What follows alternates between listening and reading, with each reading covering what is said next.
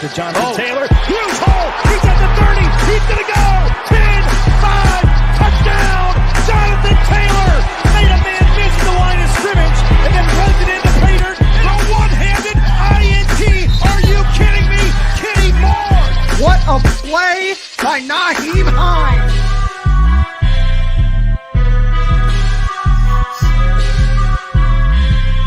Horseshoe is back, baby. The horseshoe is back. What's going on, Colts Nation? Welcome back to another Bring the Juice Colts podcast live stream, coming to you live from Monday Night Football pregame week. It is time. The Colts are playing the Baltimore Ravens on their first primetime show of the year. At least for the Colts' sake, not for the Baltimore Ravens' sake, but the Colts will enjoy it. I'm Derek Larger, my friend Matt B. from the Inside the Horseshoe podcast, joining me as always on these pre-games. How are you doing, man? I'm doing good. Finally having I almost said preseason for some reason, in that NBA mind right now. But no, I'm feeling good. It's nice to have, how you doing, Ed? It's nice to have primetime. You know, we don't get these very often, it seems like, and we're finally getting some primetime games. I'm absolutely pumped. Yeah, absolutely, man. I mean, it's so good. It feels nice to, finally have a primetime game where I can watch it on my TV. I don't have to worry about anything. Feels good to finally be able to enjoy this. But let's go ahead, guys, and let's get into the injury reports. We always start off every show just like that. Might as well bring you the bad news first when it comes to these sorts of things. So, nothing really of interest here. It's pretty much the same as what we all recognize from the very beginning.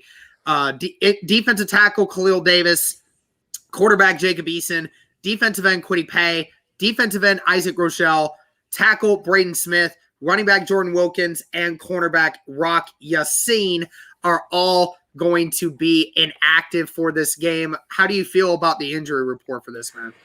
It's not surprising to see these guys on a report. We knew most of the guys were going to be out that were on that list on Friday, and then Rochelle we found out about on Sunday.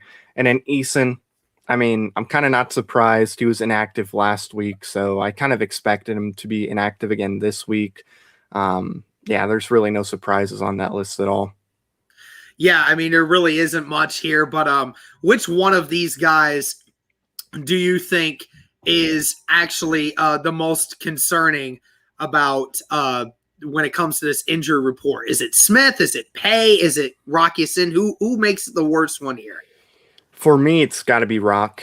Obviously, not having Smith and Kwity Paye, guys like that, it stinks not to have them, and Isaac Rochelle as well, because I thought he did pretty well when he was in there. But with Rock, it stinks because the Ravens still do have some really good receivers on their team, and our secondary isn't quite the greatest. So losing who I think has been the best of our secondary so far and not having him in this game, it's really going to hurt, because if Lamar gets it going, we know Hollywood Brown, he can run real good and he can get open. And Mark Andrews, he can have a really good game from time to time. So, yeah, it's got to be Rock for me. Yeah, I think I'll agree with you on that. Also, I would probably say a very close one is also Kwity Paye.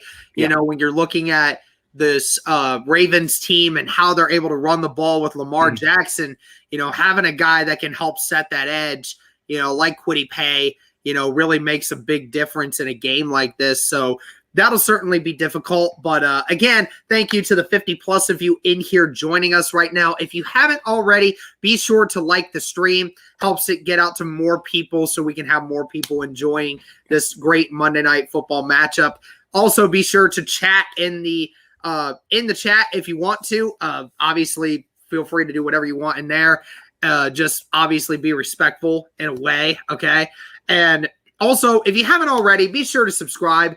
We just hit 8,000 subscribers a week ago, so a huge accomplishment. It took a little while for us to get from 7K to 8K.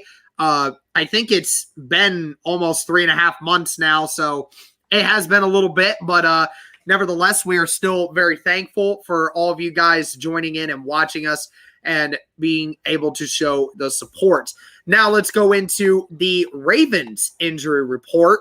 A little less names on here, but nevertheless, a couple of names here that are very that are very pivotal. Two safeties inactive, Geno Stone and Deshaun Elliott, linebacker Josh Bynes, and tackle Ronnie Stanley. Now, if I'm not mistaken, Josh Bynes is more of that third string weak side linebacker, so that one really doesn't come into play that much. But when you look at these safeties, Geno Stone was the backup safety for Chuck Clark, and obviously Deshaun Elliott, their starting free safety, and Ronnie Stanley has not played for several weeks now. So you are missing some pivotal safety depth there and your left tackle. How do you feel about their injury report? It's not nice for them. Obviously we got to take advantage of Ronnie Stanley not being in there. So whoever's going to be lining up against Alejandro Villanueva. Yeah, him, that guy. Whoever's lining up against him, he needs to have a big game, whether it's Kamoka Toure, Muhammad, Lewis, anybody. I mean, throw me in there. Got to have a big game. You need to go in there, get to Lamar Jackson. Don't let him run around, because if you do that, we all know what Lamar's going to do. So not having Ronnie Stanley is going to really hurt them, I think. I actually think that's going to play a really big factor into this game when it comes to their offense. Yeah, absolutely. And, when you have the safety depth having an issue now, and on top of it, we saw with Marcus Peters, going down before the season even started. You're already down one of your better corners. You're now down your best safety. And you're down one of your backup safeties at this point. So, hopefully the Colts can take advantage of this secondary problems that they're having. Let's just hope that's the case. But nevertheless, let's move into it. And I feel like it's only important that we talk about this question. What do the Colts need to do to slow down Lamar Jackson in this game? So we got to take advantage of Stanley being out, put pressure on Lamar right away. He's going to be able to run. He's going to be able to get away from that first wave of people coming after him. But whether it's Leonard or Okereke, is that how you say his name now? It's Okereke. Yeah. Okereke. We got to have those guys, kind of spying, whether it's Leonard spying and then Bobby, going off the side, or Bobby spying and Leonard doing his thing. Having people there to kind of spy on Lamar, seeing what he's doing, and if it looks like he's going to run, then go after him. And don't let the receivers get open too, because, if you let that passing game get going, Lamar's just going to be able to get going when it comes to the run game too. Yeah, I mean, a lot of things need to happen to slow down Lamar Jackson. Obviously, getting pressure, not allowing him to really settle in, and being like, it's kind of hard to say you want to frazzle this guy, because there's really not a lot of frazzling when it comes to Lamar Jackson, because he almost would prefer to be running than throwing. But nevertheless, he has been throwing the ball very well this year. His accuracy has not been the greatest thing in the world, but he absolutely is throwing the ball deeper a lot better now. So a couple things need to happen. You need to ensure that the pocket is closing in on Lamar, rather than one side going crazy and then everybody else has to do that. Now, the ultimate thing is you have to have a spy on a guy like Lamar Jackson in order to ensure he does not make these big runs the way he wants to. The only issue what I see with Darius Leonard being the only spy, you can't just make Darius Leonard be the only spy on him, because when they do that, then they make it to where it's easier to manipulate a game plan away from Darius Leonard. That's what you need to do is different. You need to ensure that you have multiple guys being spies, dropping someone back, having Okereke do it, all of this stuff. You have to ensure that they're mixing it up. You have to mix it up. And for the secondary, see, now the funny thing is, outside of the first game, the Colts have done a really good job of not allowing big plays down the field. I just don't. Hold on a second. I feel like that's trolling. Fake news earlier. That's trolling. Fake. I never once said I disliked Carson Wentz at all. But yeah, go ahead. But it's anyway, account. Yeah, exactly. Fake account that has your name. Yeah, exactly. But anyways, it's one of those things where outside, obviously in the fourth quarter of the last game, the Colts gave up multiple plays where it was big plays, but I felt that at the beginning of it, they just felt like the game was out of reach and were not exactly trying, and Miami was just going, let's just throw the ball deep. Yeah. Whatever happens, happens, and unfortunately, Devontae Parker just came up with a few of them.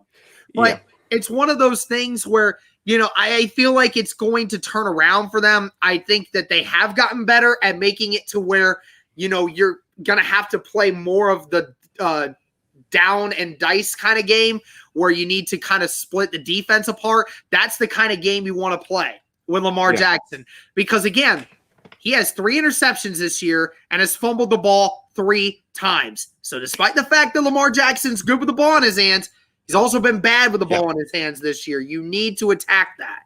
Yeah, and I thought last year when we played the Ravens, at least in the first half, we did a good job against Lamar Jackson, I thought we did pretty well. So if we could figure out what we did against them in that first half and bring it into this game, I think we can have some success. Lamar's going to, he's going to do his thing.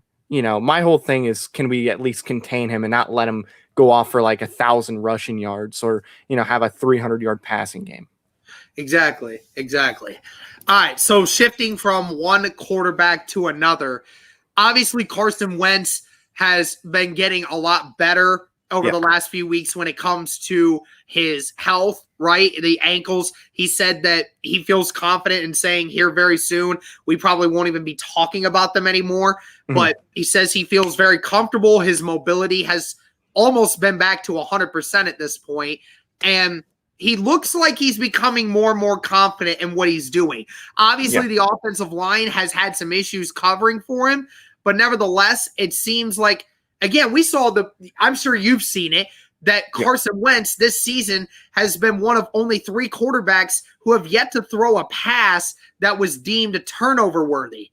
I mean, that's what we're looking at here. And so Carson Wentz is not only being effective, but he's also not turning the ball over. True. So how do you feel Carson's confidence is going as he continues to rack up these games where he feels like he's not turning the ball over? What do you think that does for him?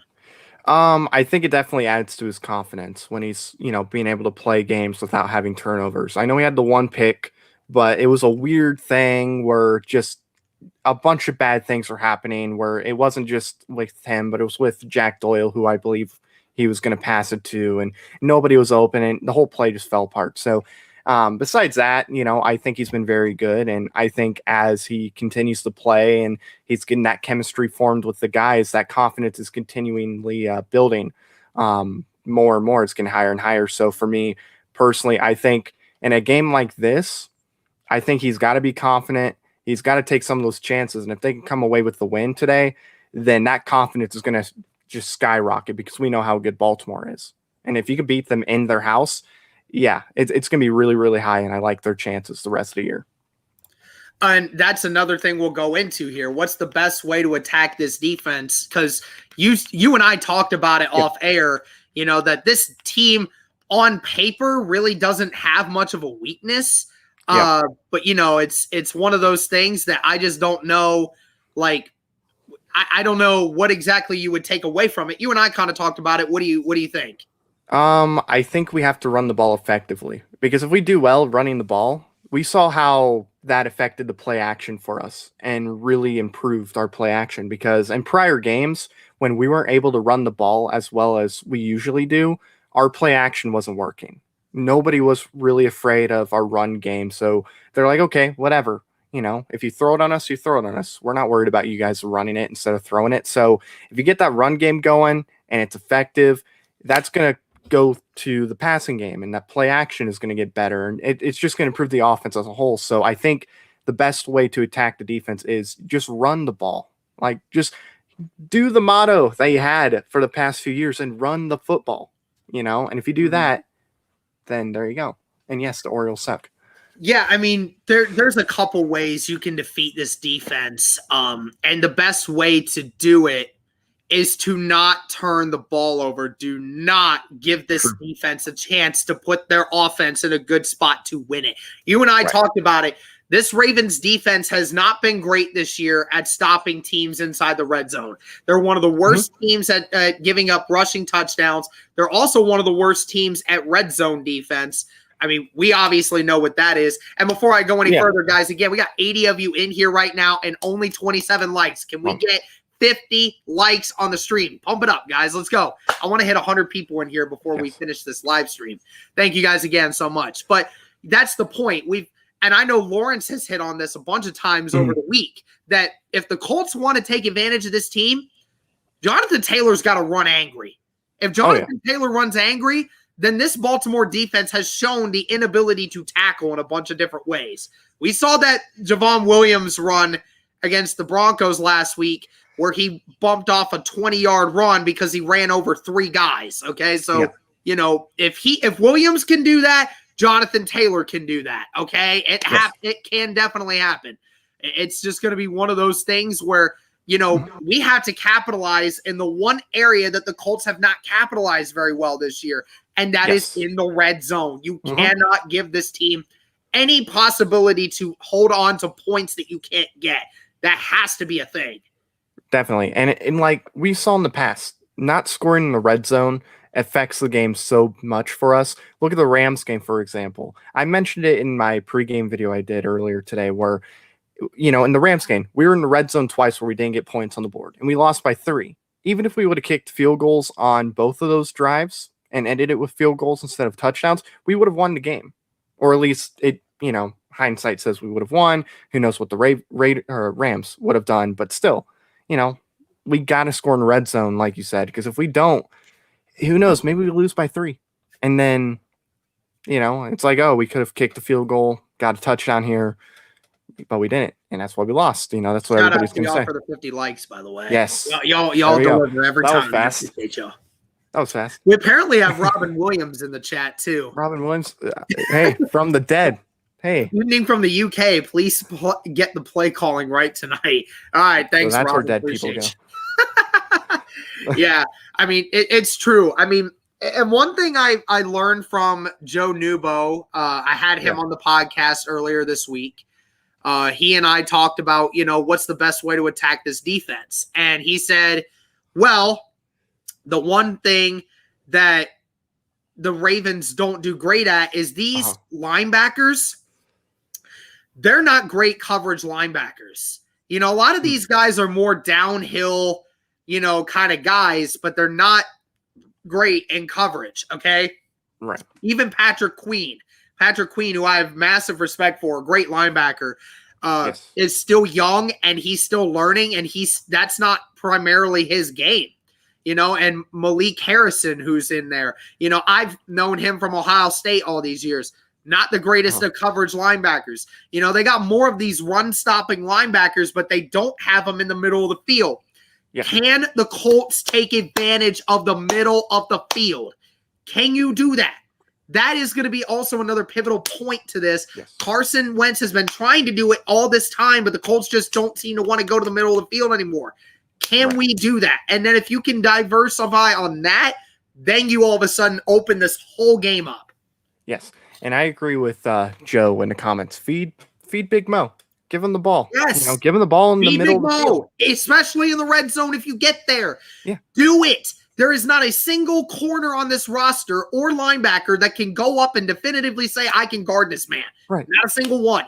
Let the advantage of it. Carson Wentz just lobbed that crap up there, bro. Just let Big Mo do his thing, man. He's what, like 6'8" or whatever? He's like a power forward. He's 6'5", 6'6". Okay. But either way, that's still tall. That still outdwarfs anybody. Oh, so, yeah, just get him the ball. All right. Which one do you believe is the more likely option today? The Colts having 130-plus rushing yards, or the Colts end up losing the ball twice today? Not saying they will get 2 turnovers, saying they will turn over the ball twice or more. Right. I'll go with 130 rushing yards for the Colts. I think, you know, the Ravens' injuries on defense plays a factor into that. You know, I haven't been like too impressed with their defense all around. Like, it's not bad, it's good. You know, it's a good, solid defense. It's just nothing that after going up against like the Rams, the Ravens defense doesn't scare me as much as, it might to some other people. And I do believe Jonathan Taylor can run for 100+ yards on his own today, and Hines should be able to run pretty well too, and hopefully Mac. Yeah, hopefully we see. Hopefully we definitely see a few big runs today. That would be very, very helpful. Definitely. All right, let's get into some trivia questions here. So, all right, here's how I want you guys to do it. We do this every time. Yes. I have two different actual trivia questions for you guys today.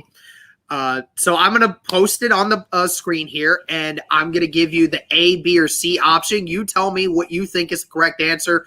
Obviously, I got to hit Matt up with that as well. So Here we go. What is the Colts record versus the Ravens since moving from Baltimore? Is it A, 8-8, B, 10-6, or C, 7-9? So you got a couple different options there. One that's a loss record, one that's an even record, and one that's a winning record. Very interested to see what you guys think. Again, just put A, B, or C in the chat for me. Matt, do you have a distinction? Without looking at your computer? Yeah, I'm looking at my computer, but I'm looking at you. That's what I'm looking at. Yeah, exactly. I'll go with, I'll go A. You're going to go A, 8-8? I'll go 8-8. All right. Is that your final answer there? That makes me feel like it's wrong. So I'm just guessing, bro. I'm just asking. B. You know what? I'm going to go B because I don't like losing records. Okay. All right. And I swear if I'm right, then I'm going to be upset at myself. C's. I see a whole bunch of B's. I saw one A in here somewhere right at the beginning. So majority of people are thinking it's either a winning record or a losing record. Yeah. Somebody said D. Okay, thanks. Yeah, appreciate the no answer there. So I will go ahead since we hit 100 people on the stream. Thank you guys again. So guys, make sure to like the stream if you haven't already. The correct answer to that is B. It is 10-6. The Colts are 10-6 since moving from Baltimore to Indianapolis and have a winning record against the Ravens. So not sure if that makes anyone feel any better about their chances tonight, but I'll just leave it at that though. But let's go ahead and hop into another trivia question here. We'll hop into this one, and then we'll go into a little bit more of the defense here. Let me get that moved. All right, here we go. What year did the Colts leave Baltimore? Was it A, 1986, B, 1980, or C, 1984? I'm sure there's a couple of fans in here who know the answer to that question. Right. I think there's probably a few people that were old enough to remember when that was. Yeah. I'm going to go with 1984. You're going to go 1984? That was the year Mayflower left Baltimore. All right. I see a couple C's, a couple A's, a couple B's in there. Give a few more people a chance to respond to that question, and then I'll Joe Burke is saying I was a season ticket holder in Baltimore. Okay. Interesting. And so what was your final answer, you said? 1984. I think it was in March 13th, to be exact. Okay. And since you're sticking with that one and actually sticking with your gut this time, I'll reward you with the fact that you actually got it right. It is C, 1984. Says that on March 28th, 1984, Bob Irsay, owner of the once mighty Baltimore Colts, moved the team to Indianapolis without any sort of public announcement. Irsay hired movers to pack up the team's offices in Owings Mills, Maryland, in the middle of the night while the city of Baltimore slept. A lot of people 15 days off wondering about that. A lot of people still wondering about that to this day. So I did. It was funny because Joe asked me, I wonder how many Baltimore fans are still salty that the Colts ended up leaving Baltimore. There's probably a few. I do wonder. I don't know. I don't see why you would. I mean, the Baltimore Ravens have had great success in Baltimore. So They got what, 2 Super Bowls? Yeah, I mean, they've been to 2 Super Bowls. I don't know if they won 2. I think Yeah. Ray Lewis and Ed Reed both won 2. Yeah. All right. Let's go ahead, move on here. Do the Colts contain the Hollywood madness? We all know Mr. Hollywood Brown, Marquise Brown, out here making big plays this year.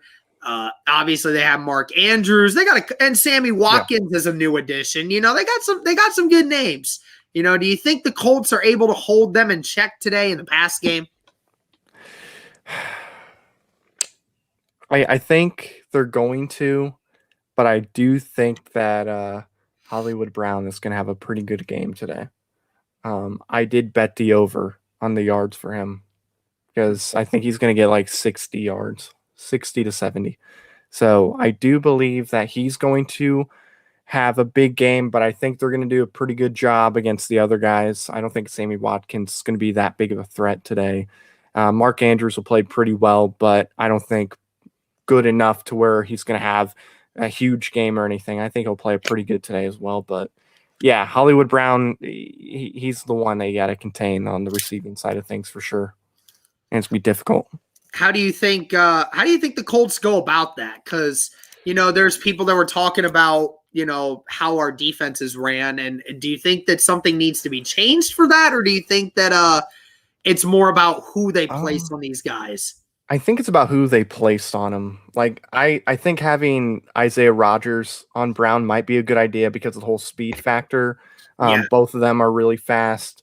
Rodgers is probably the fastest corner we have on the team, so I would put him on Brown for that reason. And, I still think he can be good as well.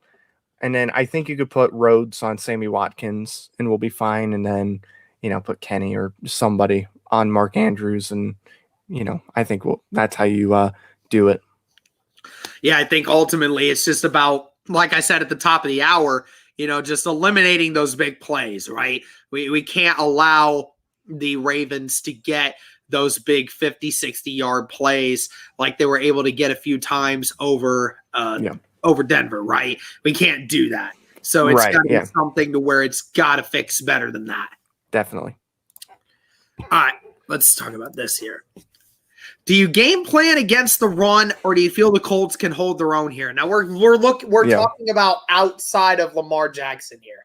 We know Lamar Jackson obviously is going to run. We know it's going to happen.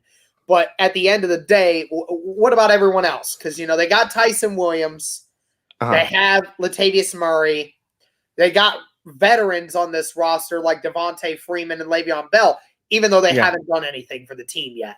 So what do you think needs to be done there? I think the Colts can hold their own against those guys. I'm not as worried about those guys as I would have been about J.K. Dobbins. If J.K. Dobbins or even Gus Edwards was playing today, then I would be a little more worried. But, I mean, I think we're going to be fine when it comes to that. I think they'll hold their own on that part. It's just Lamar Jackson. That's the thing that, is going to be tricky. Yeah, I think that's very true as well. I mean, I like Latavius Murray, but, Murray this year has been averaging only 3.7 yards a carry at the most. Not something that's overly impressive. And he's very limited when it comes to his physical ability and the speed and everything that goes into that. So I don't expect the Baltimore Ravens to get very deep on this on the second level when it comes to the Colts rushing attack. So I think that we'll be okay with that. Ultimately, like you said, it's again stopping Lamar Jackson of anything. Right. Definitely. Who steps up on the defense today? I think the guy that's going to step up today is going to be, Kamoko Toure. I think he's going to have a really big game today. I think he's going to be lined up on the left side of the field on the edge, and I think he's going to play really, really good today. So that's who I have stepping up. Maybe Isaiah Rodgers is another guy to watch out for. I think he might have that big game, kind of like he did against the Bills last year. But I would say them. I think they need to have big games, and I think they will have a big game. Thank you to Daniel for the support. Hey, DJ, what's up, man? Hey, Culture, stop being so negative in the chat, bro. I mean, I see 9 and 8s, 8 and 9s. Like, bro, keep the negativity somewhere else, bro. Go to the actual Culture podcast and start throwing those numbers out. All right, we're not. We have culture around here. We actually are thinking about being better than 9 and 8. Okay, so don't come around here with that with the negativity. And it's a positive record, technically. Yeah, technically it is. But then again, if we were going to end up with that kind of record, I would kind of hope that they would sit Wentz for those last few games. Yeah. I don't want to lose our first round pick. All right, fantasy options for the game today. Who goes big here? On the offensive side of things, I think it's easy to say Jonathan Taylor, so I won't go with him. You don't have to mute him. Just that's good. You don't have to mute him. All it does is just make him angry, and he'll come back 5 minutes later anyway. So don't worry about muting him. Just if he keeps doing the BS thing, you can, but just don't do it now. Yeah. Either way, go ahead, man. Yeah, I mean, if he says I look ugly, then I don't know, give him mod status. But I think that Michael Pittman is somebody that's gonna have a really big game today. He's been big for us so far. I like his chances against the Ravens secondary. I think he's a good option for fantasy, and then Mo Alley Cox for sure on the offensive side of things. Yeah, I would agree with you with Pittman. I see Pascal and Pittman both having the chances to make big plays in the middle of the field today, right. Which I think that's what we need to continue to do is have, those guys attack the middle of the field. And Paris Campbell, for the love of God, please. Yes, please. Get something. And so let's say on the Ravens side of things, for their offense, what are you thinking? Who dominates today? Obviously, we know Lamar. Lamar Jackson. So I'm not even going to mention Lamar because he's going to have a big day. I would say the other guy would probably be Hollywood Brown. I'll probably go Hollywood Brown. I would go Mark Andrews. I'm going to be completely honest with you. I would go Mark Andrews. I think that the Colts are going to game plan for Marcus Brown, and that's going to leave somebody open here. It's either going to be Sammy Watkins or it's going to be Mark Andrews. And I think Mark Andrews might be that culprit here. The Colts never do a great job of stopping tight ends. We all kind of know this. And Mark Andrews is one of those that can definitely dice up a defense. So true. I think I'll go with that one. All right, final score predictions for this game, man. We're going to end this live stream on that one. So I know everybody's picking the Ravens to win, and that's cool. There's some people that think it's crazy to go with the Colts. I disagree.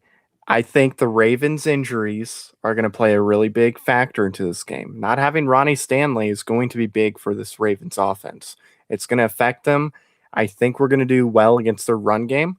Lamar Jackson's going to be Lamar Jackson when it comes to the run game, but I'm fine if he gets like 50, 60 yards rushing. Like if that happens, whatever, that's not going to kill me. I think we're going to handle everybody else perfectly fine. So for me personally, I think the Colts win this game. I think Carson Wentz is going to have a really big game today. I think he's going to take advantage of some of the weaknesses in the Ravens defense. If you give him a little bit of time, because that's also going to be a big thing too, which I think they're going to be able to do. He's going to have a big game. This is a statement game, not only for the Colts, but for Carson Wentz. And everybody that's out there, they're probably going to say, oh, it's injuries. But everybody out there saying that, oh, Carson stinks. I think this is a game where it's like, he probably doesn't stink. Give me a 27-24 score, hot rod with the game-winning kick to avoid overtime, and give me Carson Wentz with 350 yards passing. Ooh. Big game. Okay. All right. Hot flex. Okay. He's confident. I say 28-24 Indianapolis. I said this off the top of the hour. And in my prediction video as well. Yeah. I think that we will win this game. It will be a close game, and obviously I see this going either way. Ravens have just as easy of a chance to beat us as we have a chance of beating them. So, it can happen either way here. But I want to say that I think the Colts could win this one. All right. I hope that they do. I really do. All right. Definitely. Well, that's going to do it for this one, guys. Again, in half an hour, we are going to have the live play-by-play reaction video. So make sure that you are tuned into that one. We will be doing the live play-by-play for this game. I'll just give other people who are here, like, just a heads up right off the top of the bat. My family is here, so they will be like in the background. They'll probably make a little bit of noise. Just ignore them if you want to, or don't, stuff like that. But either way, thank you guys again so much for the support. Hopefully you guys enjoyed this. Be sure to come into the live play-by-play. And as always, go Colts.